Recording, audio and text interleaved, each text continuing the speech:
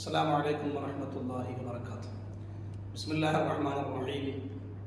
الحمد لله رب العالمين والصلاة والسلام على أشرف المرسلين وعلى آله وصحبه الفائزين.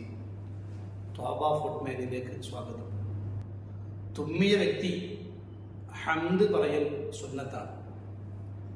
അൽഹംദുലില്ലാഹ് എന്നാണ് അതിൻ്റെ ഏറ്റവും ചുരുങ്ങിയ രൂപം. അൽഹംദുലില്ലാഹി റബ്ബിൽ ആലമീൻ എന്ന് പറയുകയാണെങ്കിൽ ഒന്നുകൂടെ മെച്ചപ്പെട്ടു. അൽഹംദുലില്ലാഹി അലാ കുല്ലി ഹാൽ എന്നാണെങ്കിൽ അത് ഏറ്റവും ശ്രേഷ്ഠമായ വാചകമാണ്.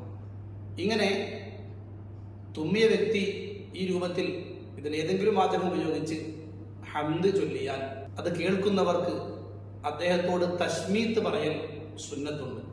തശ്മീത്തിന്റെ രൂപം യർഹമുക്കല്ലാഹ് അല്ലെങ്കിൽ റഹിമക്കല്ലാഹ് എന്ന ഒരു ദുആഇന്റെ വാചകമാണ്. തുമ്മിയ വ്യക്തി അൽഹംദുലില്ലാഹ് എന്ന് പറഞ്ഞാൽ ആ വ്യക്തിയോട് യർഹമുക്കല്ലാഹ് എന്ന് പറയുക. ഇത് നാം സാധാരണ ചെയ്യാറുള്ള ഒന്നാണ്.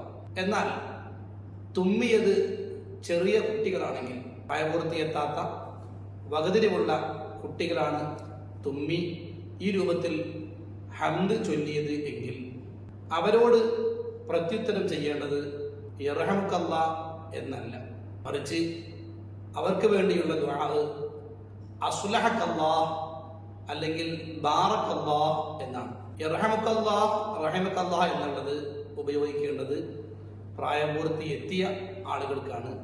ചെറിയ കുട്ടികളാകുമ്പോൾ അസ്ലഹക്കല്ലാഹ് ബാറക്കല്ലാഹ് എന്നീ വാചകങ്ങൾ ഉപയോഗിക്കാൻ നാം പ്രത്യേകം ശ്രദ്ധിക്കണം.